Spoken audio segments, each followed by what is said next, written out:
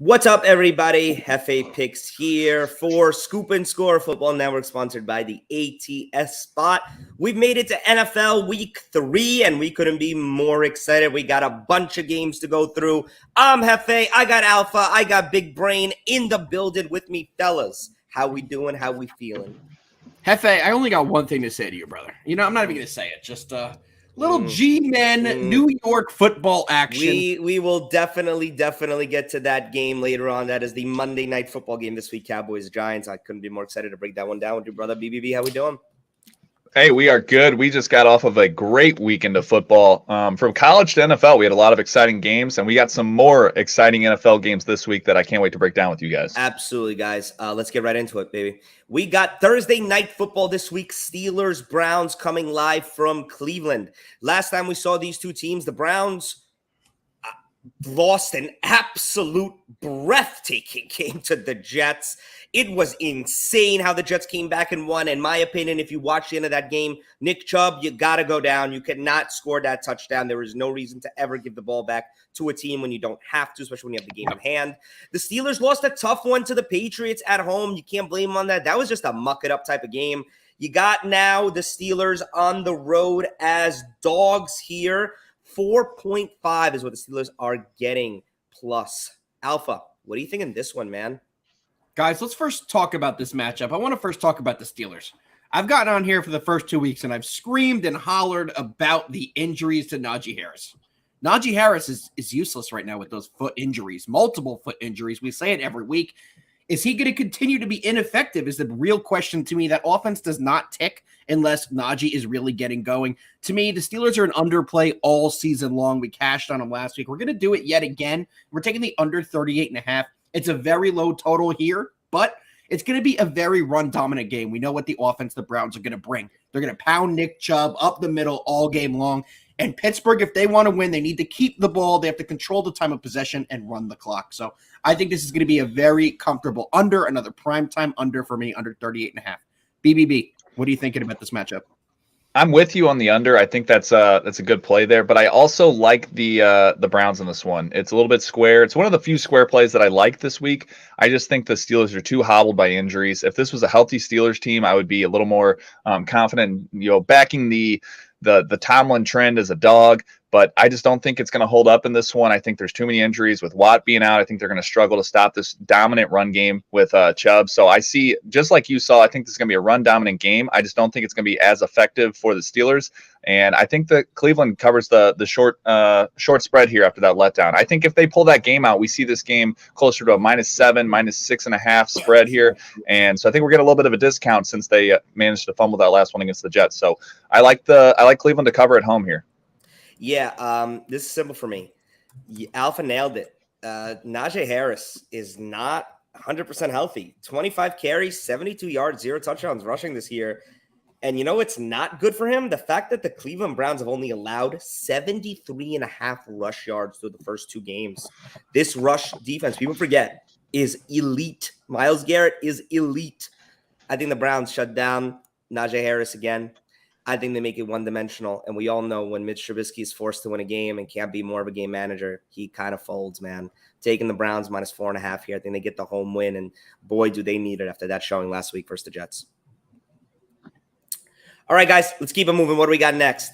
We have the Ravens and the Patriots. This is New England's home opener. They started the first 2 on the road. They welcome the Ravens into town, and New England is the rare home underdog here, +3. Little quick fact to you, Bill Belichick, 15-4 in his life as a home underdog against the spread coming into this game. Look, the Ravens were another victim of an insane comeback last week. They were up 2 touchdowns going into the fourth quarter, 3 touchdowns. And out of nowhere, Tua started doing Tua things, which I guess is something we should start getting used to. And the Dolphins came back thundering and won that game.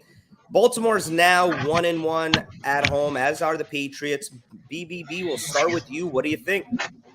Yeah, I'm rocking with Baltimore in this one, -2.5 on DraftKings right now.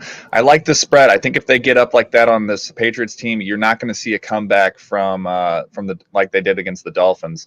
The Dolphins just have so much speed on this team, and I just don't think that they have the ability to be able to do that for the other team. So I just think that this is going to be an easy win for the Ravens, and the Patriots are going to struggle in this one.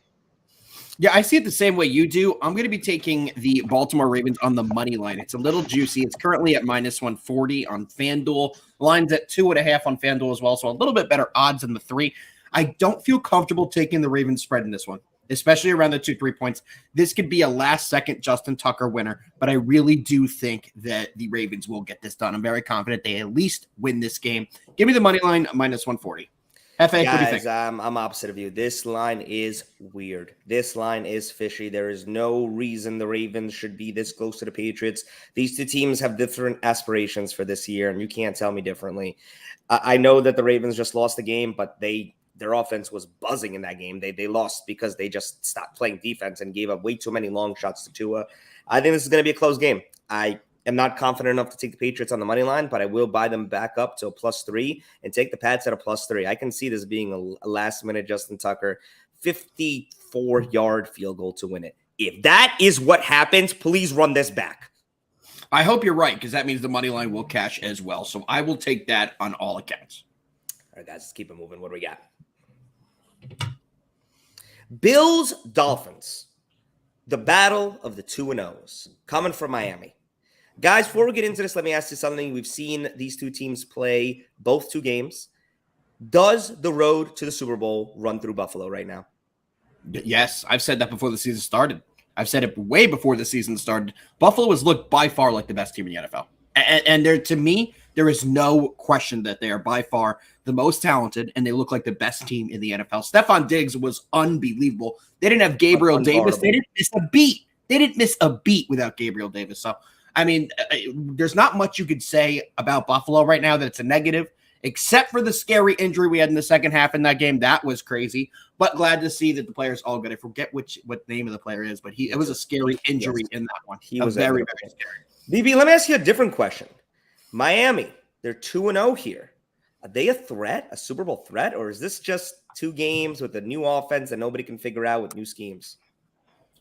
Yeah, I'm not completely sold on them yet. So I think that this is a team that we're going to have to continue to watch throughout the year. I think they're going to be a little inconsistent, but I do think this is a good spot for them this week. I think that with how explosive their offense is and how fast they can score points, I could definitely see this being a backdoor cover here. Getting 6 points, being 2-0, I feel like it's kind of a lot. So I'm going to rock with the Dolphins on this one. I know it's going to be a scary pick, but the Bills having to travel down to Florida, early September game. It's an afternoon game. I think it's going to be hot. This definitely just feels kind of like a trap spot for them. So I'm rocking with the scary pick. I've seen everyone saying that Bills are free money on this one, that it's only -6. What are they doing? I do think the Bills are one of the best teams in the NFL. I do think the Super Bowl runs through them. But at the end of the day, I don't need the Miami to win. I just need them to cover +6. So I'm rocking with the +6. Look, no offense with Miami. I'm going to take the Bills as the first leg of a teaser here. I'm going to take them to a pick'em, from a -6 to a pick'em. Miami faced the Baltimore defense and New England defense so far. Those are not comparable to what the Buffalo defense is. This is an absolute just pit bull of a defense on all levels. They have playmakers. They have great secondaries. They have a great linebacker now in Von Miller, who looks like he's reverse aging, and they can get to the quarterback and put on pressure. And let's not forget Edmonds also in that second tier. And I don't have to say a word about their offense. They have one of the most unstoppable offenses in the league right now. And like Alpha said, they didn't even have Gabe Davis last week. And Gabe Davis is a wide receiver 1 on at least 5 to 7 teams in the league right now. Minimum. Quickly, Alpha, you didn't get your play in. What was it? Quickly, let me get in. I'm taking the over in this matchup. I think Buffalo's offense is absolutely outstanding. It's one of the primetime overs we took. One of the few ones I ever take. You guys know I'm a big underbacker. We took the over in the Bills primetime this week in that cash. We're going to see another one here. I don't really need to go into why for this one. We know Miami's defense. We know how many points they've been giving up this year. And we know when they're down, they can come back with those receivers and throw the ball all over the field. Buffalo has no problem scoring either over 52.5. I will also have a teaser, though, with the Bills as a pick 'em. So I do like that angle as well. All right, let's keep moving, guys. What do we got? Saints and Carolina. All right. Let's start with the New Orleans Saints. Jameis did what he had to do in week 1 versus the Falcons, brought him back, got him a win. Last week, he did exactly what he had to do to lose them the game. He threw 2 terrible picks, including a pick 6 in the 4th quarter. He can't do that against Tom Brady. It was no fault of that Saints defense who held the Buccaneers to 3 points up until well into the 3rd quarter. That Saints defense is for real. That Saints offense still needs to figure it out. On the other side, Carolina is, in my opinion, looking like one of the worst teams in the league. They have not faced the greatest of teams. It's been Cleveland and it's been the Giants, and they have lost both. Close games, but they've lost both. The Saints are a -3 road favorite here. Alpha, what do you think? First of all, the fact that you just said they haven't faced great teams, and we're talking about the New York Football Giants who sit atop the NFL. Bold take from you there. But I will say, both of these offenses have been disgusting. I mean, is there any way to sugarcoat it? Neither of these teams have been able to get it going. Like you said, New Orleans looked decent in game 1. They played the Falcons. Everyone looks decent against the Falcons defense. Carolina, they've looked atrocious.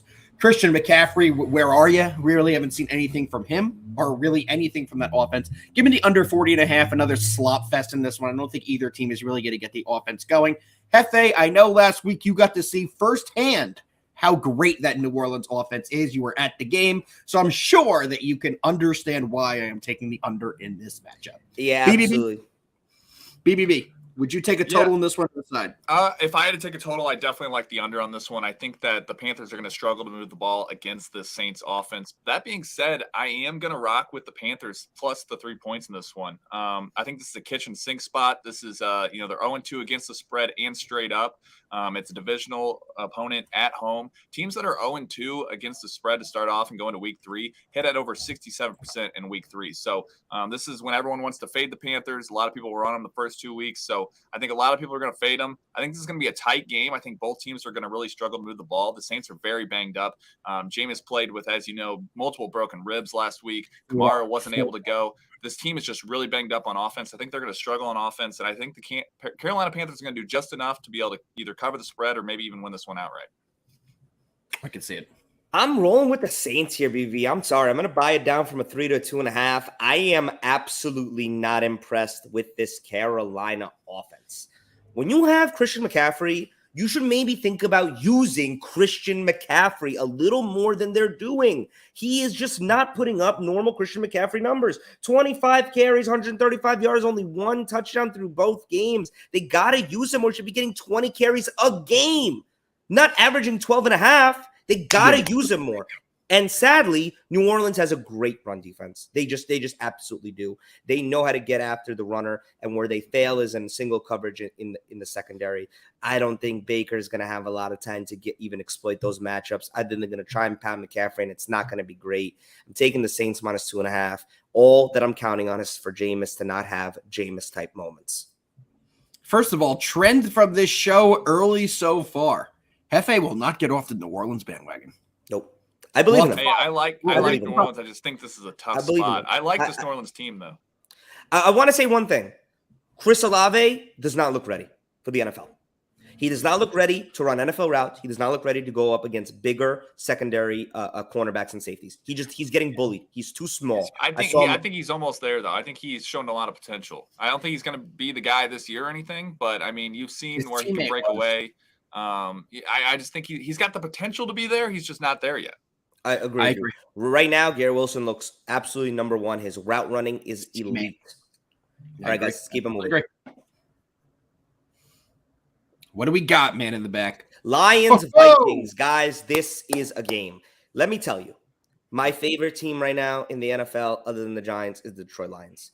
This team is putting up numbers offensively. They're one of the highest scoring teams in the league. They have a top 5 wide receiver in terms of yardage and touchdowns, and a top 3 running back, actually top 2 running back in DeAndre Swift right now in terms of yardage. There have been 5 rushing plays this year, 50 yards or more. DeAndre Swift owns 2 of them. How about this other stat about the Lions? The Lions have scored a touchdown in 14 straight quarters going back to last year. They score a touchdown every single quarter.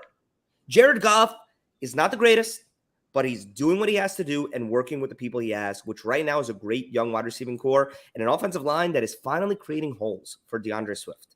On the other side, we have the Vikings. Look, I'm not going to count what happened on Monday night as the Vikings because it's Monday night and Kirk Cousins just has a thing. It's unbelievable at this point. You can't even deny it. He is horrendous on Monday Night Football. I believe he threw for 3 interceptions, and he was, at one point, in my opinion, throwing more to Darius Slay than he was to Justin Jefferson. Man, maybe you can look off to a second receiver. Watching that game was painful. He stared down his first read every single play, and no matter what the outcome of the defense was, he was throwing to that first read. It was just such an awful performance by Kirk Cousins. It was just such a typical Monday night Kirk Cousins game. I thought we'd get the trend broken there, but you're right. You have to start fully taking into consideration how bad he is in these primetime spots. So if anybody watched our clip from our preview of that Minnesota Vikings game, just don't remember that. Just don't go back and watch it because we really didn't even go over it. Didn't count.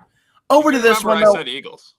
No one remembers that, BBB, but what we are going to remember is that we're taking the Lions and the Vikings on the over 53.5 in this matchup. We cashed in the Lions last week, another easy over against, one to call them the R word. They're not the R word, the Washington Commanders, but they did cash that over. I think we're going to see a ton of points in this one. How about St. Brown?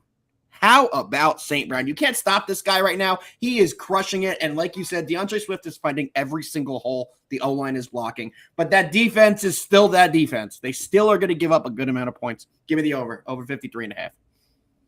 I like that over. I think there's going to be a lot of points scored. I think the Vikings have a bounce back week. I lean towards the over, but I think I like the Vikings even more. I think that they handle it. They're at home.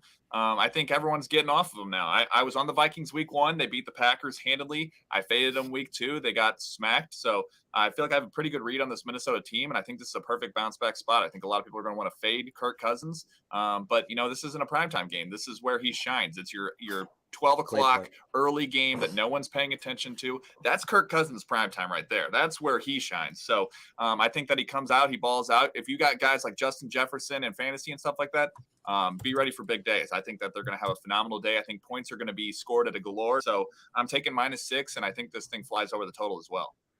Yeah, I couldn't disagree with you more. Kirk Cousins is exactly who Kirk Cousins is going to be. And I think you're not showing enough respect to the Detroit Lions and the offense they have. The Eagles absolutely marched up and down this team.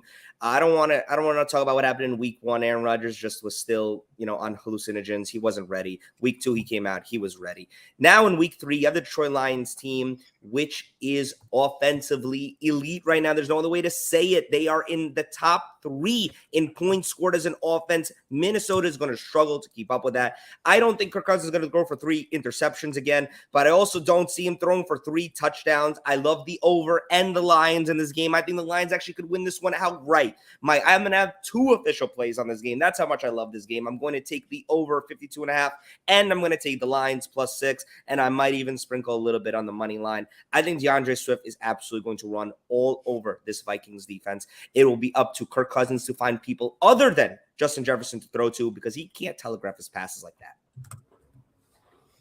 All right. No rebuttal from BBB.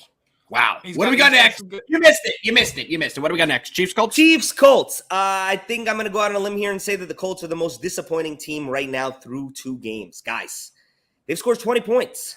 They tied with the Texans 2020. Last week, lost 24-0 to the Jacksonville Jaguars.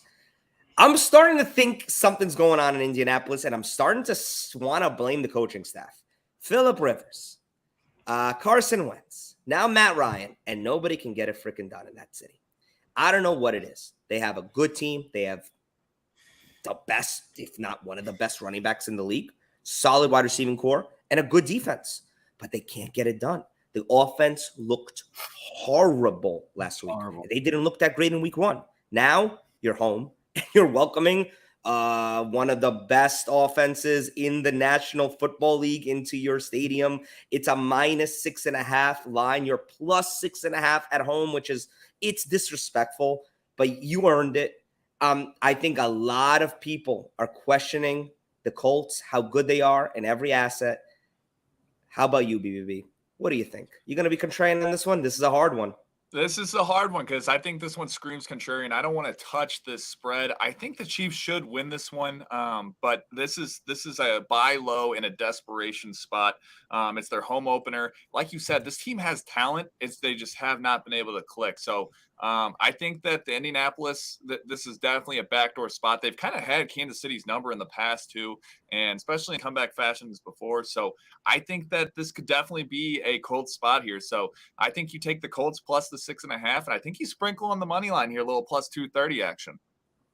Wow. BBB giving you guys the Colts in both ways. Interesting approach here. I've taken the Colts the first 2 weeks this year, and let me tell you, it has been painful. I've had them on the money line in parlays. They've just had to beat some of the worst teams ever. It comes down to the final leg, and Rodrigo kicks one wide left, 83 yards, and he gets cut in 5 minutes. This team is an absolute disaster. I cannot put any money on them until they do something. I hate taking big spreads. I'm taking the Chiefs. I got to do it. Give me the Chiefs by the 6.5.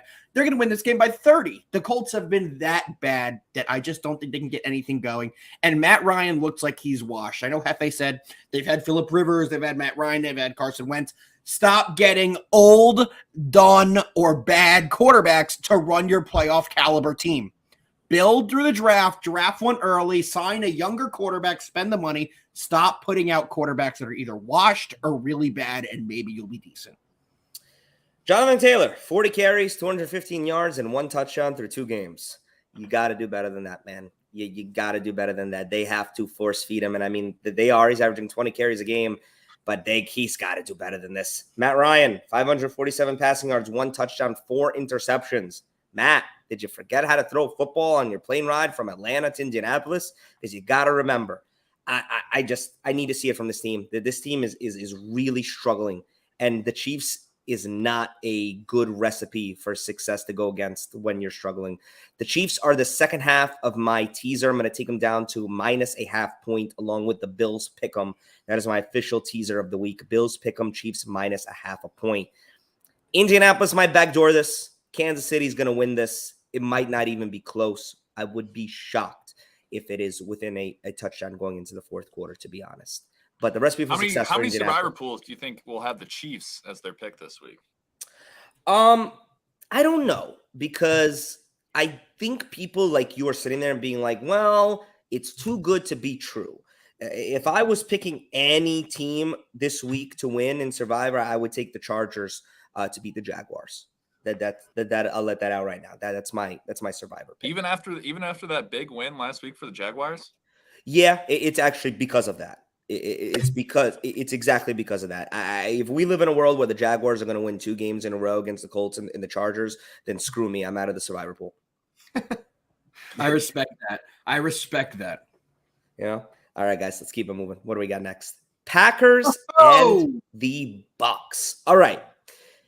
Well, the Bucks won in New Orleans, but they lost Mike Evans to a 1-game suspension. With no Godwin, with no Evans, with presumably no Julio Jones, some way, somehow, Tom Brady's got to figure out somebody to throw to, and we'll find out if that's Russell Gage or somebody else. On the other side, you got the Packers, who did exactly what the Packers do versus the Bears last week. They crushed them. It was never close. The Packers' offense was moving. Aaron Jones looked elite. Rodgers looked comfortable, but he should be comfortable versus the Bears. After all, he owns them. This week, you're in Tampa. It's a -1 line for the Bucks. It's basically a pick'em. Alpha, we'll start with you. What do you think? Yeah, first of all, we have to talk about that Bucks team. They're not going to have Evans this week, and that team has been banged up on the offensive side. Does that worry you in a spot like Green Bay? Yes, it does worry me. The Bucks defense looks great. But yes, Tom Brady's got to have somebody to throw to. If you're out Evans, Godwin, Julio, and your number 1 is Russell Gage, and your number 2 is Rashard Perriman, I mean, this is tough. And Green Bay does still have Jair Alexander, who is a top cornerback in this league. I know it's Tom Brady, but I just think this is too much, man. I really do. I'll tell you right now, I'm going Green Bay on that money line. I am too, 100%. I think Brady's really going to struggle. I think what Green Bay is going to do defensively is dial up the blitz all game long, put pressure on Brady, and make him check it down to guys like Cameron Brate. 3-yard Brate, 4-yard Brate, 3-yard to Fournette. It's just not going to be big plays, and what Tom Brady does is those small plays, the dink and dunks, open up the play action deep ball over the top to Godwin, to Evans, to his big-name speedsters. He's not going to have that this game. He's just not. And you're going to give a guy like Aaron Rodgers probably time of possession control in this one. I can probably assume pretty safely Green Bay will dominate the ball in this one. I think Green Bay gets this one done with the different game styles they're going to both be taking. It's a Green Bay play for sure. BBB, what do you think? I think this is kind of an underplay, if we're being honest. I'm surprised that you're not taking this under, Alpha. I know you're the totals king over there, but I lean more towards Tampa Bay, and that's simply just because the proven factor. Tom Brady has simply proven it over and over. You fade the GOAT, and it just usually does not end well. I'm just going to hang my hat on that. If I lose back in Brady, I can take that, because this defense is still elite. We saw all the years in New England. As long as they have the right system, you just need some guys that can catch the ball, and they have that there. They got guys like Russell Gage. I think they can get it done there. This defense, I think Green Bay's going to struggle with. Green Bay's already proven that their receivers are plenty well at being inept. They dominated against the Bears, but again, that's the Bears. So I'm rocking with Tom Brady until he proves me wrong. So if he proves me wrong, I'll accept it, but I'm going Tampa Bay money line. I get it that Tom Brady's always been that guy, that prove-it guy, but it's freaking Aaron Rodgers. He's the same exact thing. He's that guy. He's the prove-it guy. So, but he's shown his team just is not. It's not all there. I mean, I think Aaron Rodgers is known what's his best known for thing? Throwing Hail Mary passes. Cool. I could throw it 80 yards and hope someone catches it too. Devontae Adams, thanks. I don't think anybody's going to run away with this. I don't think anybody's going to run away with this game, but I do think at the end of the day, Green Bay gets it done. What take was that? BBB. Hold on. Pause. What did you just say? What did you say that again? What? All right. So what is Aaron Rodgers best known for? Throwing Hail Marys? 80-yard Hail Marys? Aaron Rodgers is known for being a Hail Mary expert. That's what he is known for. Okay, just how are you an expert in Hail Marys where you throw up a ball and hope that your receiver – if anything, it should have been Devontae Adams or his receivers are the Hail Mary experts. You're just throwing it up for grabs on Hail Marys. All right. I don't know what a Hail Mary has to do with this game, but Tom Brady's going to need a damn Hail Mary for somebody to catch a touchdown from him. I'm going to need a Hail Mary to deal with the rest of BBB for the rest of the show after that comment. Russell Gage, 27 touchdowns this week. Wow. Let's move it on, guys. We're moving on to Sunday Night Football. Oh, I'm sorry. We're not moving on to Sunday Night Football. One more game that got sneaked in there. Rams, Cardinals. The Cardinals were the last of the three insane games from last week. Kyler Murray must have ran 187 yards for a 2-point conversion. How about this? First player in NFL history with a rushing touchdown, a passing touchdown, a passing 2-point conversion, and a rushing 2-point conversion in one game. He put the team on his back, and they got it done against the Raiders. On the opposite side, the Rams got it done versus the Falcons, as they should. Both of these teams are coming into this game 1-1. This game is in Arizona, and they are dogs, plus 3.5. Two good offenses here. BBB, what do you think? I love the Rams in the spot, guys. Always fade Cliff Kingsbury against a good coach. I think Sean McVay is a good coach, and they match up horribly for this. I know they're at home, and that helps them out a little bit. It's a division matchup, so anything can happen. But this team, guys, they have a horrible offensive line that does not, bode well going up against guys like Aaron Donald, and they have a horrible secondary. I don't know how they can contain Cooper Kupp. This secondary is going to get just absolutely shredded by him. As long as Matt Stafford is half the player he needs to be, then I think they just absolutely shred this team. I think a lot of people are seeing that 3.5 and they think they get the hook and it's going to sucker a lot of people in. But I could definitely see this being an absolute blowout by Los Angeles here. I think they got lucky with a miracle last week against the Raiders, and I don't think they get that lucky this week. I think the Rams, they put their pedal to the metal and they just roll over this team. All right. Alpha, what do you think? I like it. I don't have a side or a total here, but this is one of the 4 components to my 4-leg weekly money line parlay. Do I give out all the legs here? First leg is definitely going to be the Rams, and I think let it run. Let's hear it. I'm going to give them out. Man in the back can edit this later and add some graphics on the screen. Let's get it going. I got the Rams as the first leg. Second leg, we got the Chargers to beat the Jags. Third leg, we got the Chiefs to beat the Colts. And the last leg is the Bills to beat the Dolphins. It's a 4-teamer. You can get it at plus 300. I definitely think we have a good shot at this plus 300. Hefe, what do you think? I like it. I definitely obviously like the Bills and the Chargers and the Chiefs. This game is interesting to me. This game is definitely the toss-up for you. I'm not taking a side in this game. I'm actually going to take the over. I think both these teams are going to score. I think both teams are going to put up points. I'm going to take it. It's at 48.5. I see both these teams as good offenses, going to put up points. I don't know how this one's going to end, but I just know whoever needs to win is going to have to put up numbers to do so. I like the over as well. If I were to take a side in this one, it would 100% be the over 48.5.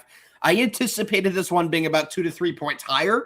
That's why I chose to make this leg part of my parlay instead of taking a straight total in this one. I do think the line's a little off. Wouldn't you think with this one it would be in the 50s like some of the other games that we have on this slate? Like taking a look here, Detroit, Minnesota is at 53.5. The Bills and the Vikings is at 52.5. I kind of thought this one would be in a similar price range, Yes. similar to here. So that's the only reason it scared me a bit. Understood. All right, guys. Let's keep it moving. Now we get to move on to Sunday Night Football. And I don't know, man. Sometimes I feel like the NFL and the schedule makers, they just, God bless them. The Niners lose Trey Lance to season-ending surgery. Well, thank the Lord, they have the highest paid backup in the history of the NFL and Jimmy G, who only led this team to, a championship game and a Super Bowl appearance in the past couple of years as the starter. He's back, just like everybody wanted all along. So the Niners somehow get exactly what they wanted while making the fan base happy. It's incredible how it worked out. And in Jimmy G's first real game starting, he gets primetime Sunday Night Football in Denver versus Russell Wilson and the Broncos. Alf, I have a question for you. Is Nathaniel Hackett one of the worst coaches in the league? No, he's not one of the worst coaches in the league because he is the definitive worst coach in the NFL. The job that he has done for the first 2 weeks has shown that he is not ready. I've seen quotes all over where they're saying, he's a really good guy. He's a nice guy. The players really like him. I don't give a crap if you're a nice guy and the players really like you. He's made horrible coaching decisions in the first 2 weeks, and he has looked like by far the worst coach in the NFL. BBB, what do you think? Do you think he's one of the worst coaches, or if not the worst coach in the NFL this year? Yeah, I definitely do. I think that he's just made so many boneheaded decisions, and I know a lot of the blame's getting put on Russ, who has not played the greatest, but I think a lot of the Denver Broncos problems can be chalked up to some of these coaching decisions. And now they got a lot of injuries that they're rolling into this week with Jerry Jeudy, Patrick Surtain. I think this is going to be a tough spot for them. I know they're getting to play at home. It's Mile High, but San Francisco's riding off the wave of, coming off that first win of the year. And I think this is going to be a big spot for Jimmy G. He wants to be on the prime time. He wants to show people. I'm taking San Francisco on the money line here. I just think that they're the healthier team. They should be getting George Kittle back this week, which is going to just be absolutely huge for that team. Getting that guy mixed in there, I think it's going to be really tough to stop. This Denver defense isn't too great. We saw a Seattle team that seemed to be able to move the ball flawlessly on them almost on week one. So I think that they're going to struggle to stop them. And I think, you can almost bank on having a Hackett, just absolute brain dead move in this game. It might just cost them. So I'm rocking with San Francisco money line. Yeah, I'm right there with you. I'm taking the Niners on the money line here. I can't even blame Russell Wilson because he could only do the play that he's being given from the play caller, which is Nathaniel Hackett. Russell Wilson's got to audible pretty much everything. I mean, the play calling is so bad. It's so atrocious. It doesn't make sense. And you mentioned two players that are on the injury list this week.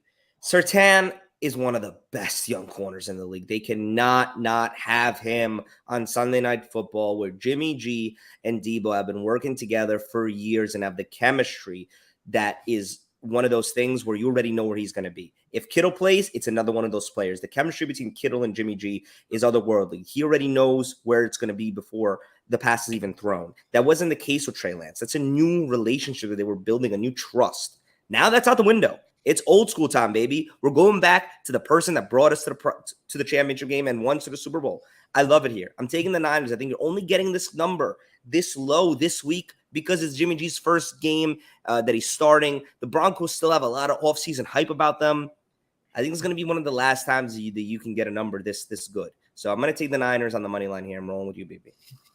I respect it. But boys, I have a question. What time does this game start? Sunday night, 8:20. Prime time. Prime time. What's that mean? We have another opportunity to get a great under. And I think this is an absolute perfect under for this spot. It's sitting at 44.5. What is the Broncos missing on offense? Jerry Jeudy, their best passing weapon. What are they going to need to do to win this game? Both teams are going to need to run the ball, contain and keep time of possession, and run the clock out. This one I think is going to be the easiest under of the week. It's my favorite under of the week, and it's a primetime spot at that. 44.5. Yeah, I like that. San Francisco is one of the slowest pace of play teams, and with Jimmy G, who is not as mobile as Trey Lance, that only gets slower. So I definitely like that. Love it. Let's cash it under.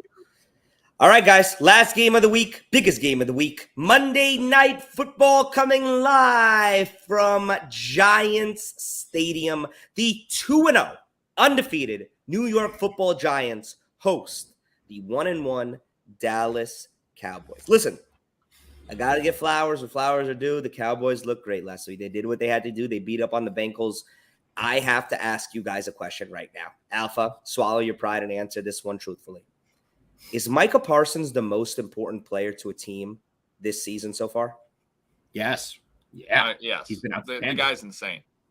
It's amazing. He's an animal. And I can't believe that we passed on him to take. Don't get me going. Yes. Don't. BB, you obviously agree with that? I do agree with that. I don't think we've seen a player in 2 games of a season on the defensive side, a non-quarterback, that is more on the path to winning the MVP than we have. He's an absolute – he's a game changer, and you have to admit that. He looks exactly like everything that you wished for in that pick and more. But he's a linebacker on defense. He doesn't play offense. And on offense, the Cowboys are, mediocre. The mixture of Tony Pollard and Zeke is looking a lot more like Tony and a lot less like Zeke. CD's nowhere to be found, and Cooper Rush is your quarterback, which I know he looked good against the Bengals, but the Cowboys had so many damn chances on offense because Joe Burrow got sacked so many damn times that, you got to hit some of them. On the other side, the Giants look like they have absolutely 100% bought into the new coaching staff. Brian Daboll has that team motivated and ready to play. They are committed to the running game, and they're committed to Saquon Barkley. Daniel Jones has not made too many mistakes. He's working with what he has in that wide receiving core, which might be Kenny Galladay-less going forward. Alpha, I'll let you start off with that. This is a -1 line. It's basically a pick 'em over under 39. Alpha, give it to us straight, baby. Giants going to stay undefeated? First of all, I need you guys to look at me. Everybody look at me and understand this.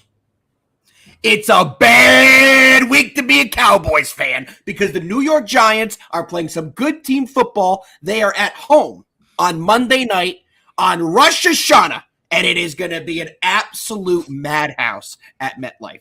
The fans are going to be berserk. The Giants haven't had steam behind them in years, and this is not the spot for the Cowboys. Cooper Rush is going to be coming into a very difficult environment, and the Giants are going to be blitzing. Thibodeau will be back for the Giants on the defensive side, which is a huge add to that team, and the New York Giants offensive line should hold up enough to continue to keep the ball and win the game. New York Giants on the money line. It's a bad week to be a Cowboys fan.